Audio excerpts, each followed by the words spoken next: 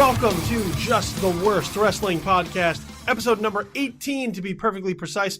I'm your host as usual, Billy Donnelly, whose work you can find at joblo.com. This is Infamous, and of course right here at Just the Worst Podcast. And well, as the show title says, we talk wrestling. That's the point of the show. And week in, week out, we try to bring in somebody new to kind of offer up their perspective and their opinion on the state of the professional wrestling industry. And this week, joining us to talk about another wild and crazy week. I thought the first week of January was wild and crazy. This week was right up there to sort of match it. So you can find his work and his weekly wrestling column at rollingstone.com. You could also follow him on Twitter at Kenny Herzog. So here he is, Kenny Herzog. Thank you very much, dude, for joining us on the show this week. Oh, please. Thank you for having me. I'm flattered. we had to do a lot of juggling in order to make this work. And we were trying to set some things up or maybe move it around. But one of the reasons I definitely wanted to try and get you on this week's show is because of the fact that we had so much stuff going on this week that I wanted to kind of get your perspective. You know, last week was pretty wild with Wrestle Kingdom 10 and the rumors of this giant talent acquisition by the WWE and everything going on, the wrinkles being added to the Royal Rumble. So it was a pretty wild week last week. This week also pretty mad when you really come to think of it, and not necessarily so much all in a good way, but just in a way that keeps us talking about wrestling. So I guess the first place to start is the most obvious place to start, which is the biggest thing to happen in the industry, particularly in the WWE. And this actually happened within hours of us dropping last week's podcast. And that was the news that John Cena had suffered an injury. I believe a rotator cuff injury is what they were saying, while trying to sort of keep it under wraps as to how severe it was.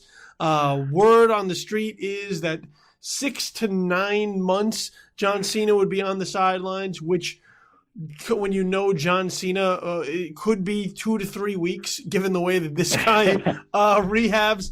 But that puts a lot of balls in the air now as far as the uncertainty moving forward. That means John Cena out for the Royal Rumble. That means John Cena probably out for WrestleMania. When you heard this news, what was your first reaction to this, and kind of where does this leave the WWE right now in what is typically their most important stretch of the year? I mean, my first reaction was, I feel bad for the guy, and despite, his comfortable wealth and everything that can keep him in good spirits while he rehabs. But, my second thought was, that's a bummer because, he's such a glue when there are cracks in the ointment. And but realistically, he's the face of the company in so many ways, but he's not necessarily always the marquee headlining main event guy in terms of just, booking matches right now. So they'll manage, but his absence in combination with the continued prolonged absences of Seth Rollins and Daniel Bryan and Randy Orton and, even Cesaro, I think the cumulative effect is what's taking its toll. I think that's what made you say, oh man, and another one bites the dust. And of course it's not just anyone. It's a guy who can really command your attention when the overall compelling nature of the product is waffling. Yeah, as soon as I heard this, my first reaction was, oh man, they're fucked. That WrestleMania this year is fucked because, you're talking about them going to Dallas, them going to Cowboys Stadium, them trying to get, 6 figures of people into that place to set the attendance record. Like, all heading into coming out of WrestleMania 31, everything was targeted towards making WrestleMania 32 this massive event, this can't miss event. And on paper, when you look at, as you mentioned, all these guys who are continuing to be added to the disabled list, you look at it and go, man, it looks like they picked the wrong year to try and get 100,000 plus people in Cowboys Stadium, because who is going to fill it? Like, and you can look at it and you can say, well, they have a couple of attractions, but when you look from top to bottom, sort of, I guess, at the depletion of the roster, and some of it is their own doing, you have to say, what are they going to really be able to put together here in order to make people want to come out, and not just the people who have already bought their tickets. Like, there are people who have already bought their tickets who are looking at it going, damn, I wish I would have waited. But those last minute people who are like, well, let me see what happens heading into the Rumble. Those are the people that are really on the ledge. And I mean, when you look at this, like, what is the WWE going to give them? Like, is there enough there for them to say, hey, we still can put on a fantastic card. It's still WrestleMania. We'll be okay, even without all these guys. Well, I mean, they have, fortunately for them, they have enough time. The road to WrestleMania technically has yet to begin to be paved until, post Royal Rumble. And they have a good amount of time to reorient and recalibrate the situation. We saw that it took, a month plus for them to get things moving on the right track again after they lost Seth Rollins. And certainly they would have been in the same position had a guy like Cena on top of everyone else first been, shelved in the first week of March or something. Just goes to show, though, these guys always have to be thinking of all the what ifs and all the different scenarios. And hopefully, they've already done that legwork in their minds and thought, okay, what would we theoretically do? What would plan B be? What would plan C be? And, worst case scenario, I think the big sort of nuke that they have at their disposal is, hey, if Vince McMahon needs to step in that ring and face Roman Reigns himself as the main event for WrestleMania, do it, And who knows? They might be talking to Ronda Rousey and seeing if maybe they can get her to wrestle Charlotte to do it. The Rock will be there. Maybe they'll convince him to actually compete. Who knows? But at least as compared to a traditional sport where if you lose a guy who can't be replaced from a competitive standpoint, here in terms of just storyline universe, there are different ways to go and different ways to, turn something into a blessing in disguise, basically. So we'll see. Well, we always look at kind of the roster and we say, well, what are they doing with this person, or what are they doing with that person? And there's been a lot of damage done to their roster over time because they over rely on certain talents to kind of carry them at the behest of other talent who, when these moments happen, haven't really been groomed to kind of step into that moment, or if they are going to be kind of shoved into that position, there hasn't been enough to make them matter. Do you think something like this kind of piggybacked on top of all the other things that have happened is maybe serving as a little bit of a wake-up call for them that, hey, we need to make other people on the roster matter. We need to make these other talents count so that when they're thrust into the spotlight, the fans care about them as opposed to kind of just writing them off because to that point, they've been given no reason to take stock in them. I think you're seeing that slowly develop as the fruits of Triple H, et cetera's labor with NXT. I think, last night when they had that line, I talk about this in my column today a little bit, when you have that lineup of guys that are going to be competing in the Rumble, you really don't see too many of your sort of typical quote unquote jobbers in there. But you do see a lot of the people who've been called up from next, with varying degrees of NXT, whatever, with varying degrees of success. So I think the work they're doing at NXT is helping to essentially kind of thin out that jobber herd, and you're starting to see a little more overall parity in talent, and that's taking time, and it's unfortunate that some guys have to be thrust into a certain spotlight before they're ready. some guys rise to the occasion, the Kevin Owens. Others, it turns out maybe they need to sort of take a step back and refocus. Maybe Neville could fit into the category. We'll see what becomes of a Tyler Breeze.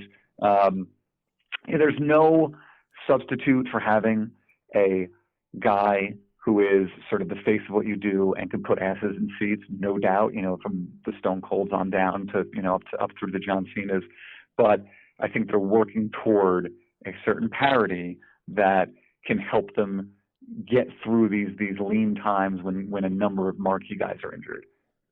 And I'd like to see that because, they used to have that. And not just parity of guys like from in the mid card and kind of the lower card. You had guys that you can kind of throw into the main event at different times and they would matter. You had your Stone Colds and you had The Rock, but you also had Shawn Michaels for a little while. You had Triple H who mattered for quite a bit. You had The Undertaker. You had Kurt Angle.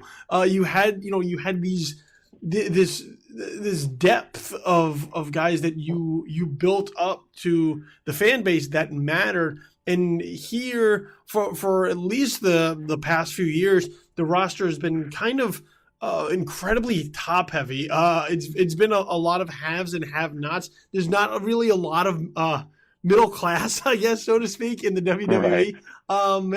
And when there is, it's guys like you bring up a Neville or Tyler Breeze, guys who are there who are kind of just there. Like there's not a lot of purpose to them. They're on the roster, but they don't do anything with them. And then the fans they kind of just drop off in the eyes of the fans. So you have somebody like, an R-Truth or a Fandango who you look at and the WWE brings them back to TV out of nowhere and people go, oh, I didn't even know they were still here. So, I'd like to see a little bit more of that. And I think they're in a position now where all hands are on deck and they have to try some things new. And I think with Raw last night, they started to do a little bit of that more. And I think they're trying to very quickly on the fly build a lot of guys, and it's a matter of building different guys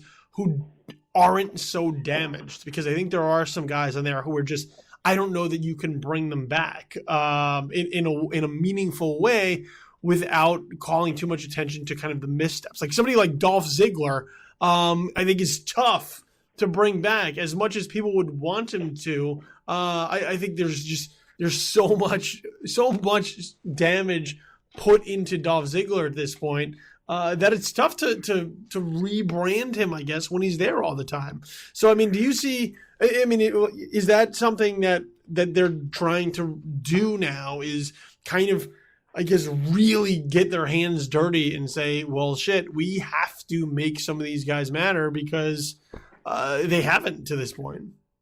I think there's something to be said. It seems like they're sort of trying to trim the fat in a sense, and I don't mean that to be crass about referring to specific people. I just they're trying to make sure that everyone has a role and that they're going to be visible, that they're that there's a reason for that. The social outcasts or whatever the hell they are, but and if Zack Ryder is going to be essentially the prototypical quote unquote jobber guy, he's going to be so singular in that capacity that it almost becomes his gimmick. He almost becomes, maybe this generation's, Barry Horowitz kind of thing. So again, I think it all plays into this parody where they just don't want any excess baggage. We've seen all the guys they've let go over the past couple of years.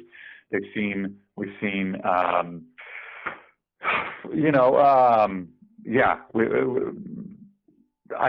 know where I'm going with that, but I think to answer your question, in my opinion, it looks like they're trying very hard to have an airtight roster.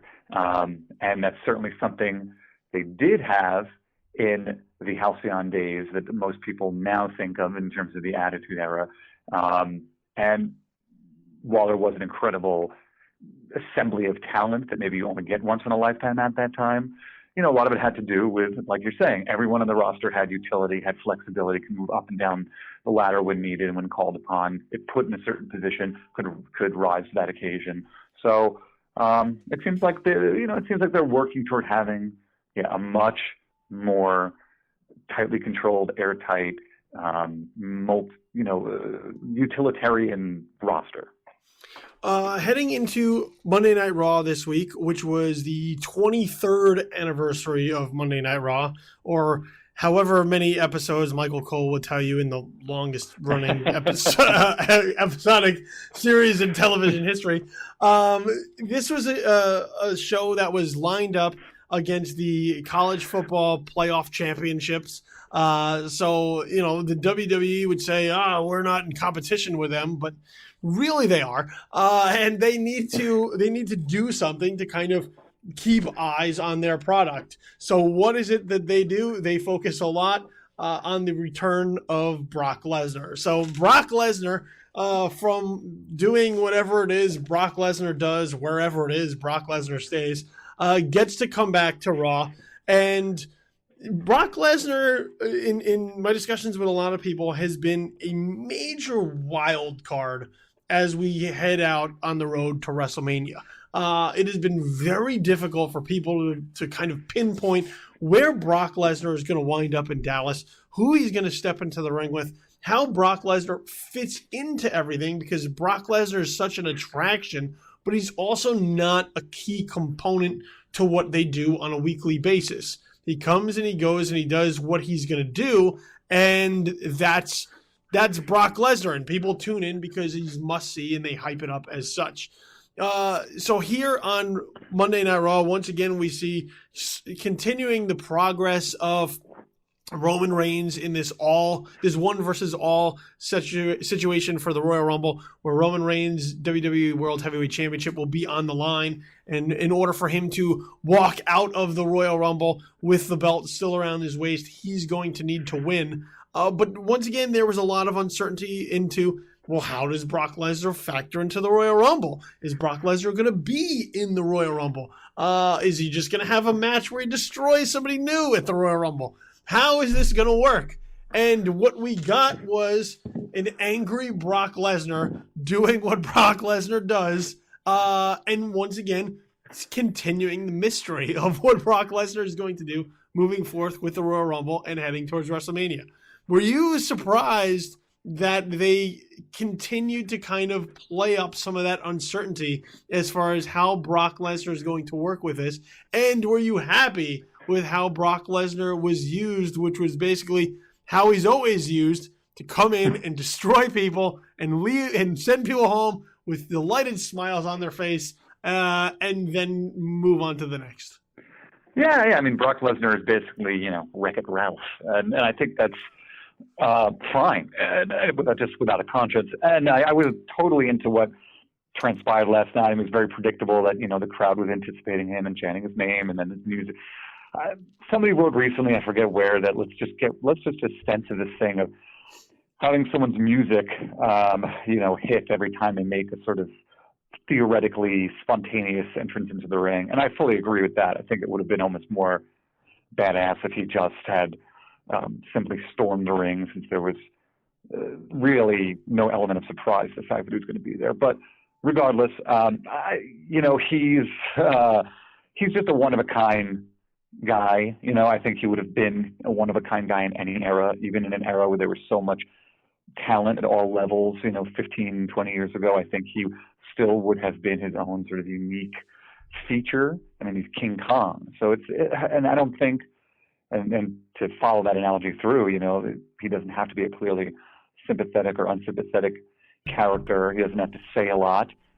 Paul Heyman certainly speaks for him quite eloquently so, and will elucidate, I'm sure, over the coming weeks exactly what Brock's mindset and mission is heading into WrestleMania. And I think he's the one guy where he doesn't really even have to be consistent, from appearance to appearance. He just does what he does, and has, his advocate to explain why he does what he does, and that's it. Well, the idea put forth with Paul Heyman last night was that Brock Lesnar should just challenge whoever wins the Royal Rumble for the title heading to WrestleMania. That Brock Lesnar is such a marquee attraction, and Brock Lesnar obviously deserves the main event at WrestleMania, that there's no real need for him to show up at the Royal Rumble. He should just get a shot at the title. That seems to not be in line with what the Authority wants. They seem intent on making it that Brock Lesnar competes in the Royal Rumble and earns it, and as a result, that's sort of where the destruction came about. With this idea then that Brock Lesnar is going to be in the Royal Rumble, which was heavily teased then towards the end, where you had, after Brock Lesnar destroyed everyone, you got to have Brock Lesnar and Roman Reigns in a confrontation. And I thought it was done really well in a manner of, once again, throwing some uncertainty into the Royal Rumble, which is something I think has been lacking from the Rumble in recent years, where it kind of felt inevitable as to who was going to win. Heading into the Rumble here, it seems like there are a few different possibilities as to who could emerge from the Rumble with the belt.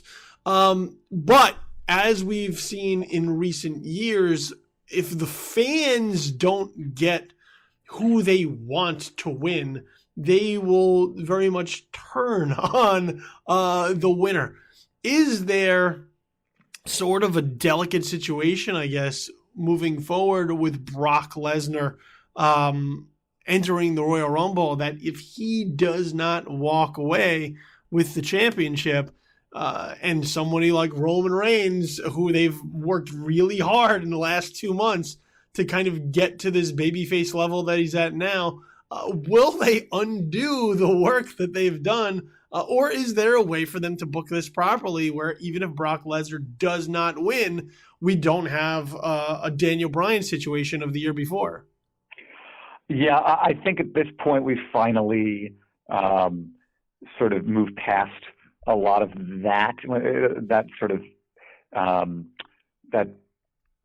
of pushback with Roman Reigns, and we saw his underdog story really start to cement itself during this whole period with Vince and Sheamus and everything else. And I have a feeling that if he wins, he'll have been very well positioned during the Rumble match itself, and now in the last sort of week plus leading up to it, in such a way where it will feel triumphant and somehow cathartic if he does win. I think they've actually learned their lesson from how all that played out, and they've been very intelligent about positioning Roman into the catbird seat even sooner than he was expected to be, after Rollins unfortunately was injured. And I don't think Brock needs to win for it to be a success. I mentioned in my column today that, to me, the most exciting moment of Raw last night was when Brock got his hands on Kevin Owens, and you could throw us a curve and have those two be the final two, or just have them be two of the final three and have a nice moment with each other, just to remind people of what's out there for the future. There's a lot of exciting ways for it to go. I doubt they're going to fuck it up as badly as they did when Kane and Big Show were among the last few competitors or whatever. So I really think there's been a true pattern over the last month to 2 months of WWE demonstrating what Triple H, promised in conference calls of late, that they're aware of where they're letting their audience down and they're correcting it. Yeah, like I said, in recent years, I think the Rumble has been just poorly booked as far as just maximizing its value. I think there's been very little drama heading towards the end. And I also think that they've really dropped the ball in using the Rumble to set up other things. Traditionally in the past, the Rumble has been a prime place to kind of line up feuds moving forward to WrestleMania. Guys getting pissed that they were eliminated by other people, and using that just as, there's a personal issue there, and as a result, they can do something with that. I think it'll be very interesting here what they do. I would agree that, look, last year the Daniel Bryan situation was extremely unfortunate because Daniel Bryan's elimination really had no purpose. There was no meaning to it. It was just a thing that happened. And I think that's really where the fans kind of turned on it. As much as they wanted him to win, I think if you gave Daniel Bryan an out that meant something, and as a result, you can pivot to having Daniel Bryan having an issue with someone else, I think the fans would have said, oh, okay. And they would have looked that other way and saw Daniel Bryan engaging with someone else. And as a result, now they have something to kind of sink their teeth into. I think here, if Brock Lesnar is not going to be your winner, and I don't think he is, I think you need to use that as an opportunity to set something up solid for Brock Lesnar moving forward to WrestleMania. And as a result, that will once again distract the fans from saying, oh, Brock Lesnar's not the champion. Brock Lesnar didn't win when I thought he would. But Brock Lesnar has a chance to get his hands on person X or person Y. I think Kevin Owens is a prime example of that, who could lead to a really good feud heading towards WrestleMania. And I think they need to really take advantage of the opportunities that the Rumble presents itself in order to kind of do something moving forward. I think you're right. I mean, I think that, all of that is true. But I do think, and again, I'm not trying to sound something like a homer for WWE because not to assume anyone reads anything I write, but if they do, I mean, I'm pretty critical of the product, on a week in, week out basis. But there are so many moving parts right now, so many kind of fascinating moving parts heading into the Rumble, as long as they don't somehow oversimplify things between now and then, that I think it's being set up for just that. I think it's mindful of, okay, less meaningless, fewer meaningless eliminations, less of a focus on who the gimmicky surprise entrants are going to be, although I'm sure there'll be the requisite few, although I'd rather see those spots maybe go to divas, but neither here nor there. But I think there's a lot of different ways that the Rumble can shake out where it's about more than just necessarily who walks out of there as champion, because let's be honest, we should prepare ourselves for the fact that it may well, just be Roman Reigns. Yeah, it could be. I'm one of those people that don't think it's going to be Roman Reigns. I think it's going to be sort of somewhere else to kind of dig into the personal issues between Roman Reigns and the Authority, and I think they need to continue to try and push him as this guy who has to overcome the obstacles. And at one point, the obstacle is going to have to trip him up. I think right now he's been kind of a little too easy for Roman Reigns dealing with the Authority.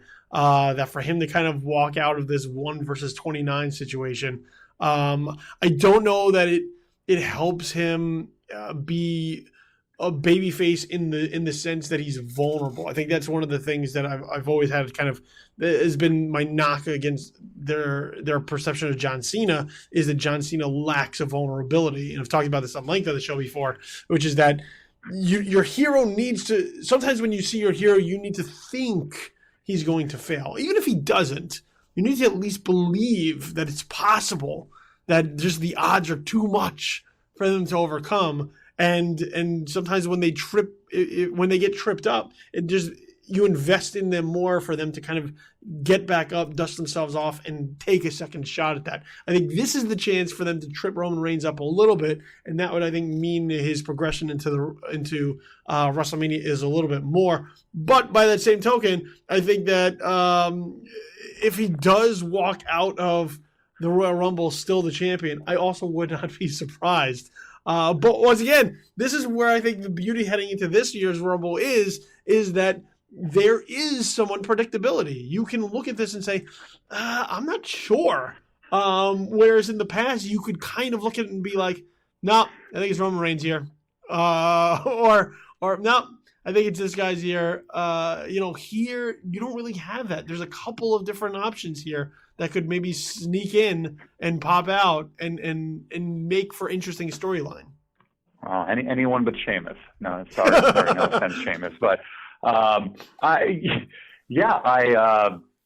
think all that's true, and I also think it's important for us to remember that Triple H is lurking in the midst, and if Roman does not succeed, it will likely be due to some Triple H interference, I'm sure, which will set up maybe a program for them going into Mania, and and Brock can have his own thing, whether he has the belt coming out of Mania or not, going out of the Rumble or not, going into Mania. Again, it just adds to all the different moving parts, and they're all fluid, and nothing is really set in stone right now. So, I mean, I'm sure it is in the WWE's minds, but I don't think you can telegraph it as a fan the way that you've been able to the last couple of years at this time.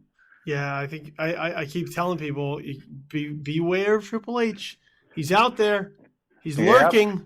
He is personally welding his latest skull mask and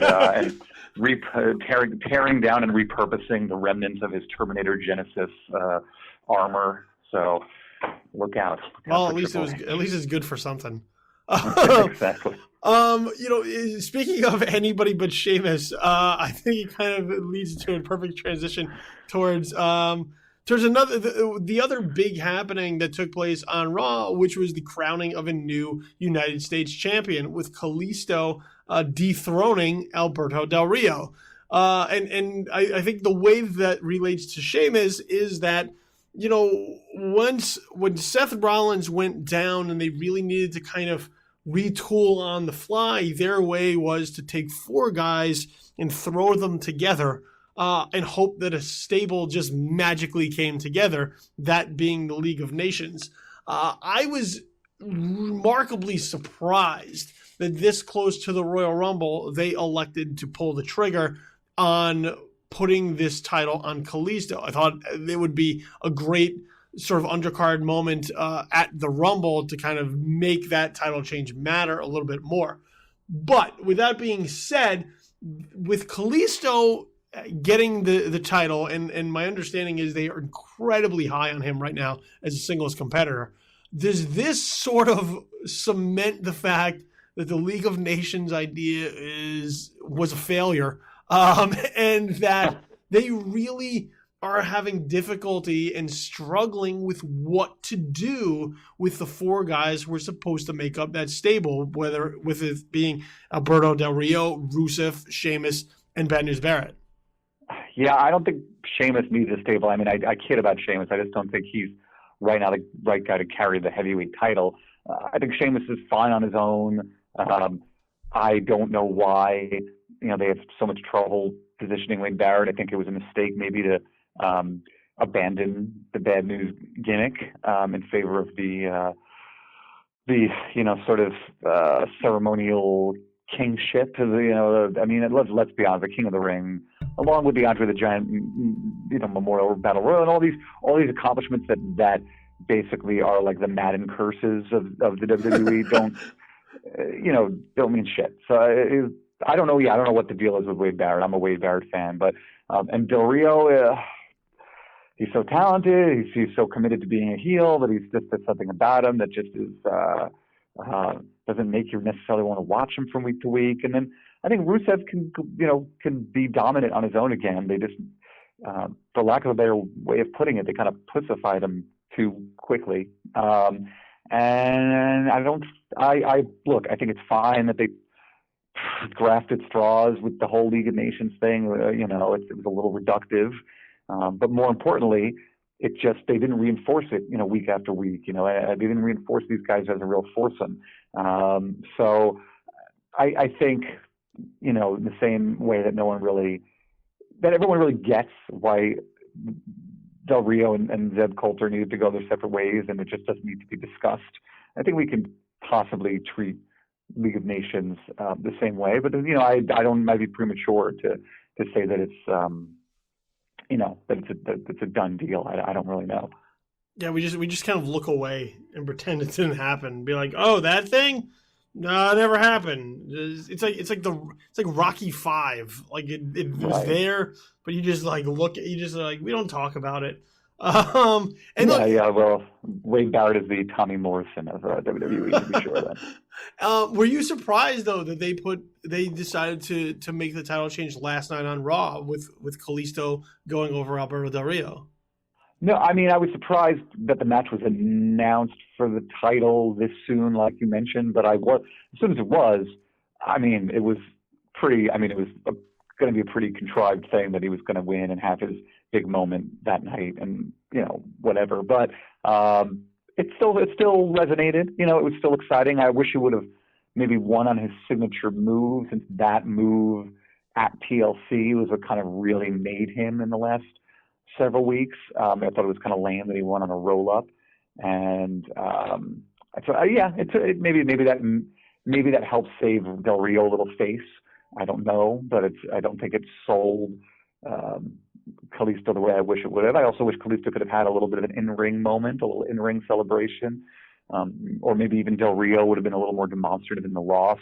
I thought it was very awkward and uncomfortable to have to watch Del Rio out there, as a ostensible lumberjack in the main event after, when, in my mind and like in storyline universe, I picture him more backstage kind of licking his wounds and fuming, and it just felt embarrassing to sort of watch and have to drag his ass out there, but and just do like Mr. McMahon's bidding after this incredibly humiliating defeat. So those are all the things going through my head, but I think Kalisto is a star. Sin Cara is great, but Sin Cara is not young, and Sin Cara is not healthy, and Sin Cara can continue to, fill certain gaps where needed and be a great guy on the road. But to me, Kalisto is, he's a guy that, kids love him, and he's kid tested, mother approved. Yeah, I mean, there's a lot of Rey Mysterio to him in that way, in what they want out of this particular spot. I guess they want a baby face who is attractive towards a Latino audience. He is kid friendly. He's merch friendly. You just sell masks out the ass for years to come. And he's exciting to watch in that respect. I think sometimes his matches are a little too quickly paced. Sometimes there's a lot very spot heavy at times. As a result, it's tough to get into them emotionally a little bit, but they're dazzling on the eye. I'll tell you that much. And I look at something like this though, and I feel bad. I mean, not bad in respect. I mean, he's still getting well paid at his job, but I look at something like Alberto Del Rio, and I feel bad because of the fact that how he left the company the last time, went away, kind of did a lot of work on his own there with AAA and showing up in Lucha Underground to try and once again reestablish himself. Comes back with very little fanfare. Shows up expecting, I think, the universe to just kind of embrace his return. I really just got the feeling when he came back that people forgot about him. And since then, they haven't really done a lot, I think, to reestablish him as a credible competitor. They kind of just threw him out there and was like, well, look, it's Alberto Del Rio. You remember him. And they put the title on him, and they gave him this kind of squash victory over John Cena. But since then, there hasn't really been a lot to him, and now he's another one of those guys who just seem to be there on the roster, but they don't know what to do with him. I think that there was a great shock value to his return. I think ultimately it was dead in the water with this stupid Mex America thing. It made no sense. Everything that Zeb Cole has been a part of has been incoherent for the last 2 years. Pairing him up against Jack Swagger and just the deja vu of that was just really detrimental, I think, to Del Rio's character. I almost would have rather just seen him come back with the stupid cars and with Ricardo Rodriguez. I mean, that would have been more fun than this guy who is just super serious and fights the same stupid Americans. Whatever. It was just I don't know why I did my crass Mexican inflection there. I mean, a lot of people give him the knock. He doesn't have a lot of charisma, and maybe that's true. I don't know. I just really get freaked out looking at his physique now, because it looks like he's had his ribs removed, and it's just very he looks like Christian Bale in The Machinist. It's a little I know that JBL is just fawning over the great shape he's in, but to me it's I like a little dough around the middle in my male wrestlers. That's just me. All right, let's let's transition to the outside of the WWE, which could possibly be now going inside the WWE. Before we hit up the mics here for this particular show, news started to spread that out in New Japan Pro Wrestling, Shinsuke Nakamura has now been stripped of the IWGP Intercontinental Championship amidst word quickly circulating that he is coming to some type of deal in order to come to the WWE. That also comes with the number of other talent that are supposed to be coming to the WWE, with AJ Styles, Doc Gallows, and Carl Anderson also starting to move in. Finn Balor has been having a blast on social media teasing the reunion of the Bullet Club, possibly being rebranded as the Balor Club, as a way for him to maybe be called up to the main roster and sort of throw some things into disarray in the WWE. With the Royal Rumble right here on the doorstep, are we going to see any of these guys make an appearance during the Rumble, or would the WWE be better to save them for after the Rumble in order to make their entrance less fleeting, I guess, at that point, and do something with a little bit more teeth moving forward with them to kind of make them established on the main roster? I sort of had this policy personally, on my social media and in my columns, where I try not to say too much about things that are still purely speculative. I sort of try to save my breath for when it's actually confirmed. But that's also without being a buzzkill about it. Obviously I've given it some thought, and we all know the kind of year a couple of years that AJ Styles has been having, and it's no surprise. I mean, this is well earned if he gets his shot. And I think a lot of us have been paying more attention to New Japan and Ring of Honor, both, that now that they've been televised, albeit on 800 different channels over the last couple of years. And Nakamura is a star, and the Bullet Club is a insatiable. It's a great gimmick, and the fans, desire to see more of it is insatiable, and you see more Bullet Club shirts showing up at WWE events. Obviously, they'd rather just sort of nip that in the bud and take ownership of that. It would all make perfect sense. I mean, it's bizarre to think of Doc Gallows, coming back again to WWE under yet another persona.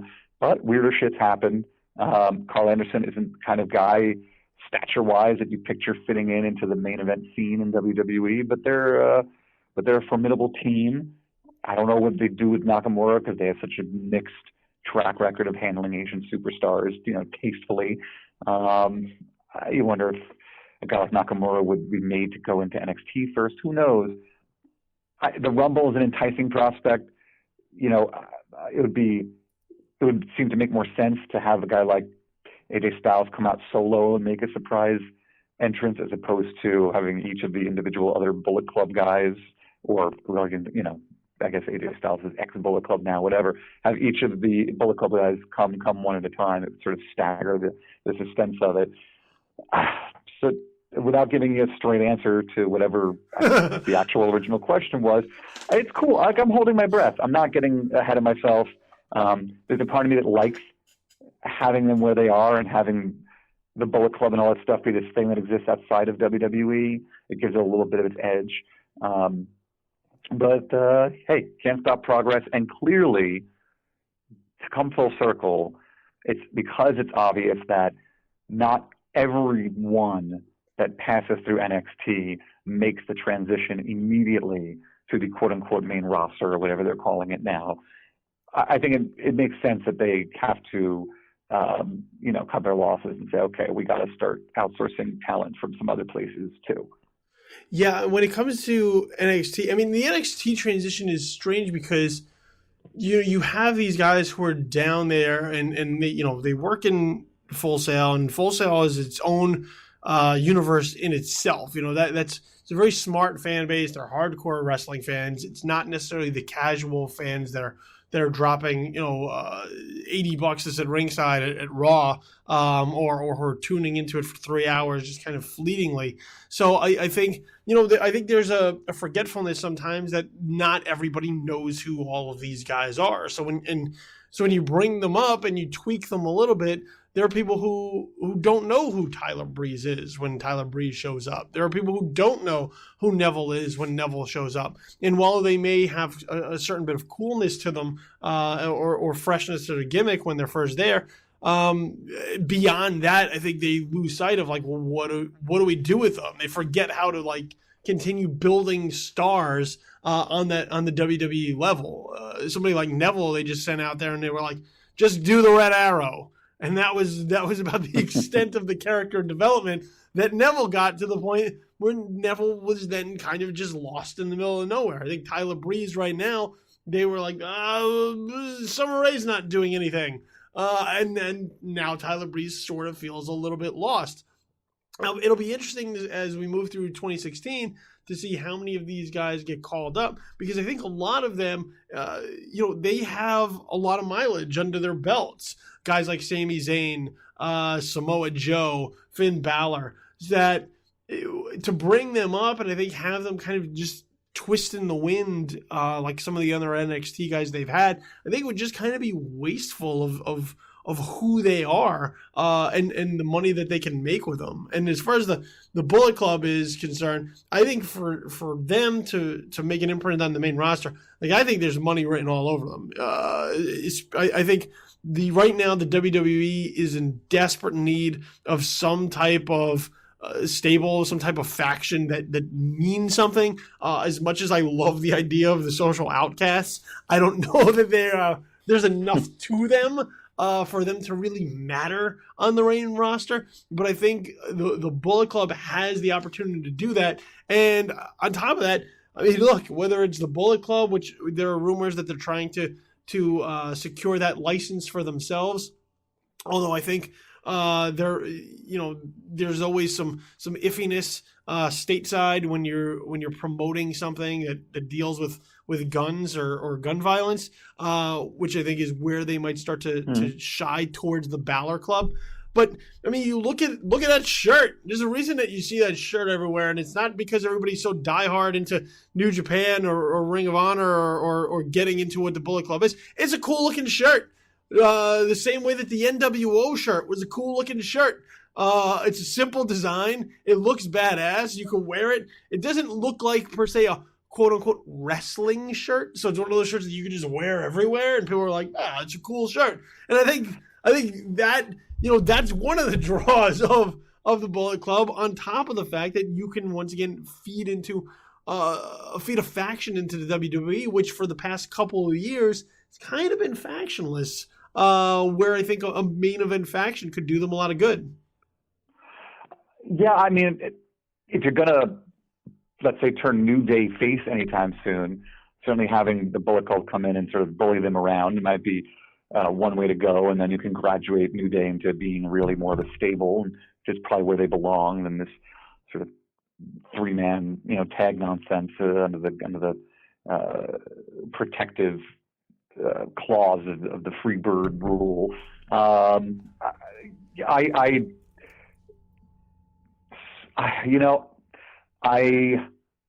certainly wouldn't want to see it be a thing where they start, recruiting an insurgency of existing WWE talent to come into the fold and water it down the way certainly NWO did at one point. But if there's a way to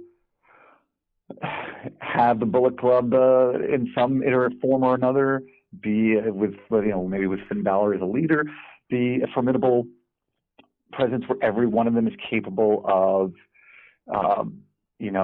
carrying a belt, every one of them is capable of carrying a microphone, where every one of them is someone who could have a breakout career of their own when it's run its course. Then I think it's worthwhile. But I like everything else. You don't really want to rush anything. It's that weird thing. You never know when to pull the trigger, whether it's bringing someone over from another promotion, whether it's moving someone up from NXT. You don't want to be too precious, but you also don't want to be too, too impulsive. So thankfully those are not decisions I have to make. One of the other big announcements here at the beginning of the week, which deals with WrestleMania weekend, is the announcement of the first inductee of the 2016 class heading into the WWE Hall of Fame. And this year, their main headliner at this point is the man called Sting. I posed this question on social media after the announcement, and I want to pose it to you to sort of get your thoughts. If there were busts created for each new inductee into the sort of metaphysical WWE Hall of Fame, what would the bust of Sting look like? Would it be the 80s blonde flat top surfer Sting, or do you think Sting is more defined by the Crow outlook that he got sort of towards the run of the NWO and then through sort of the end of his career?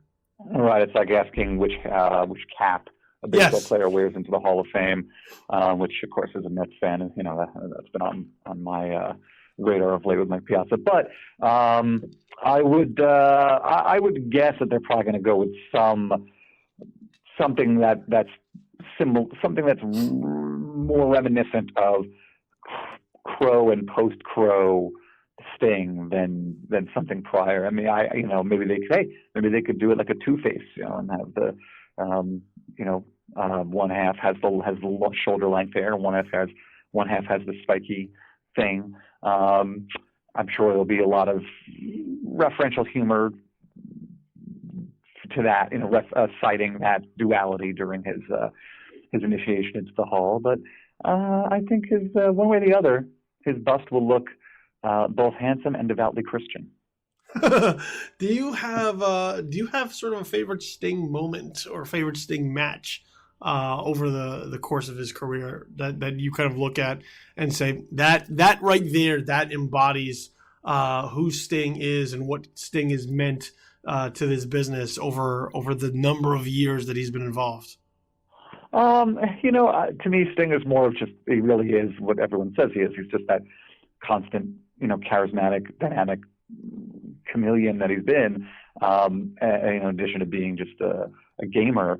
I grew up, Sting was my wrestling idol for a time. I was in pre-adolescence, let's say, when Sting was really entering his peak in early WCW or even, I guess, NWA, pre-WCW.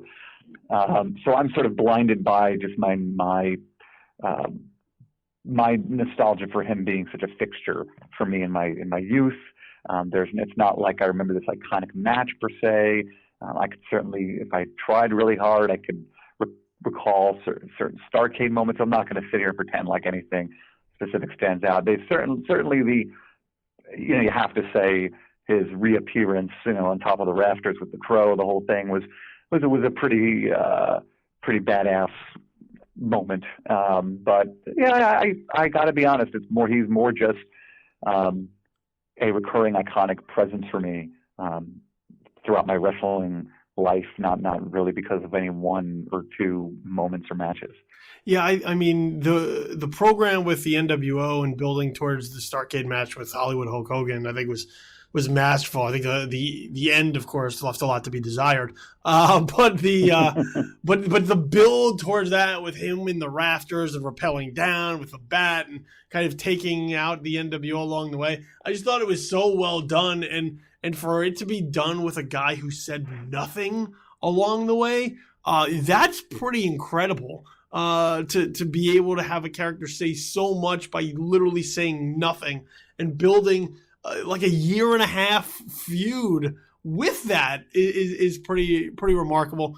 For me, match wise, I think you'd have to go to the first Clash of Champions and the 60-minute time limit draw with the Nature Boy Ric Flair. And the one moment that I will always say stands out for me in the mind of Sting's career would have to be RoboCop. I don't know how you can avoid that. I hope during the Hall of Fame induction video package, RoboCop makes an appearance. I will be very, very, very saddened if they choose to gloss over that moment in history, like we know they're going to do with all of his TNA run. But I think when it comes to that particular thing, you got it. RoboCop has to be there, and there's a part of me that almost wishes that RoboCop would induct him into the Hall of Fame. I wouldn't rule that out. And Peter Weller, I think, is still available for for signings and weddings. And Sting is Sting is the epitome of he was a part of the Shockmaster fiasco. He's a part of the RoboCop fiasco. He's been game for so many things for so many years, and I would say that his ongoing feuds with Ric Flair were always very memorable for me. And he was the last. It's amazing. He was the last of last vestige of a certain kind of wrestling superstar, and then he was rebirthed as the pioneer of an entirely new kind of wrestling superstar. It's a pretty unmatched, legacy. So I love the Stinger. I interviewed him earlier this year, and he's, while he is devoutly Christian in a way that I will never understand, he was a very, very straightforward and humble guy in a way that didn't seem to be an act. And it's a poignant thing for all wrestling fans to see him get this induction. One more thing before we get out of here, and this goes out to the people who always complain that I don't talk about TNA enough. One quick note on TNA. TNA now has a new world champion with Matt Hardy turning and capturing the TNA belt from EC3 with the help of Tyrus. And look, I don't know what this is going to do for TNA. Like, I don't root against TNA, okay? I'm not one of those people who are just like, TNA did this, TNA did that, and then I bitch and moan about all of their missteps. TNA has had their problems from the very beginning, that they just continue to shoot themselves in the foot. That doesn't mean that I hope that TNA fails. I actually hope TNA at some point during their run, their elongated run, will get to figure it out at some point. I still don't have Pop TV, so I can't watch any of this. And I think this is another problem with TNA and now their new TV deal with Pop TV is that nobody can find their show. And if you want to make yourself available for fans to maybe embrace your product, until you get deeper penetration in the television market, you got to figure out a way to make this show available to people, whether it's putting it on YouTube or streaming it online, something. That's how you're going to get people to watch. Because I think right now, the fact that I'm telling you that Matt Hardy is the new TNA champion is lost on a number of people who weren't even aware that happened. I think it probably makes sense that they keep their title in the hands of as many guys like Matt Hardy as possible, just so that their names people know and make people curious about what's going on in TNA at all. Because otherwise it has completely the appearance of a sort of a Bush League operation. I think it's too bad that some of the top tier talent from that company has not had a chance to show what they can do under a glossier spotlight. I don't even know what went down with the whole James Storm thing outside of apparently money. So hey, that's what's TNA. TNA survives apparently because they pay decent guaranteed money, and so they engender the loyalty of their performers, and perhaps it engenders the loyalty of their fans, and it lives in its own bubble. I don't think it has any intention of, I don't know what the what effect Billy Corgan's hiring has really effectively had. And Matt Hardy, good. I mean, look, Matt Hardy would not be able to accomplish what, Matt Hardy would be our truth in WWE right now. So I think it's a win-win for him, and God bless TNA, because they have some real savvy people there that keep managing to find people who are willing to broadcast their product to an audience week in and week out, no matter the odds. Yeah, you got to really as much as people want to knock TNA, I have to give them credit for staying alive with every breath of their being for this long. Because every year it seems like we get to the point where people say, "Ah, well, TNA is going to be dead by the end of the year. There's no way TNA lasts," and yet somehow they keep coming back. Somehow they keep hanging around.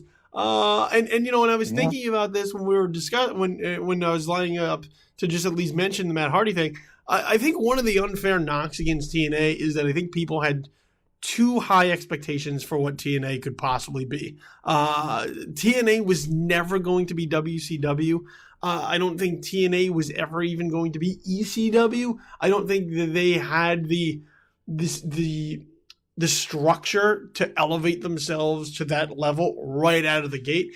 And I think people hold that against them on a number of levels for so long, is that they wanted them to desperately be this thing that I don't think they were ever really constructed to be. They just kind of are a wrestling company who does what they do. They know they need television to generate money and some sort of exposure in this modern wrestling era.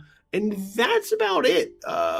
Do they do a lot of things wrong? Most definitely. But by that same token, there are a number of talent that have come through TNA who, look, some of them you might be seeing in a WWE ring very soon.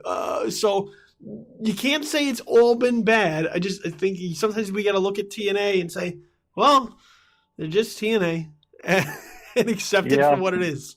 And there's no, it's an odd thing to sort of begrudge it for existing. You know, it's not doing anyone any harm. Like you said, people are sort of maybe frustrated that it's not, meeting whatever expectations they had for it. But that's their problem, not like anything else. If you don't like it, change the channel. Yeah, exactly, exactly. And like I said, the 23rd anniversary of Raw this Monday night. So. I think we're up to episode 49,372. Michael Cole, make sure you correct us on that one, so I know where we're at for the longest running episodic program. And exactly how many total social media impressions Raw has made, in that time. Raw, little known fact, Raw was the number one most mentioned show on Twitter for the week of August 15th, 1994. Yeah. That sounds about right. All right, man. It's been a pleasure. Thank you very much for joining me. So before I let you go, Kenny, let everybody know where it is that they can find you on the interwebs. Yeah, rollingstone.com. There's in the sports section. You can always find all my columns there. I've got, besides my weekly Raw recaps, I've always got features and interviews on and with different superstars, and I'll have a Rumble preview and trying to handicap things coming up. And and then definitely follow me on Twitter and drop me a line at Kenny Herzog. And that's about it. Excellent. And look, make sure you follow all our social media pages as well, because we need the likes and the follows. They could certainly help. So on Twitter, at JTW Podcast, that's the official Twitter handle of Just the Worst Podcast, as well as on Facebook, facebook.com/Just the Worst Podcast. On there as well, at Infamous Kid, tweeting whatever nonsense comes into my head. So make sure you follow me there at Infamous Kid. And on Facebook, facebook.com/Billy the Kid. All the podcasts you can find at SoundCloud.com. So SoundCloud.com. Do a search for Just the Worst Podcast, and all of our flurry of shows will be right there for you to check out, including all previous Just the Worst Wrestling podcasts. So make sure you get caught up with all of those. And make sure you follow all my work on a regular basis at JoeBlow.com. This is Infamous, and of course, right here at Just the Worst Podcast. I want to thank my guest, Kenny Herzog. Been an enlightening and entertaining and fun for me experience. So I hope it was for you too. And we'll make sure we have you on the show at some point in the future, as well as we move forward to once again comment on the state of wrestling, particularly the WWE, because let's face it, they're still the show. So this has been Just the Worst Wrestling Podcast, episode number 18. I've been your host, Billy Donnelly. Make sure you kick out before the count of 3 and hit those ropes hard as we're on our way to the Royal Rumble. Who's going to win? I don't know. We'll be back next week with a Royal Rumble preview. Until then, though, we're out.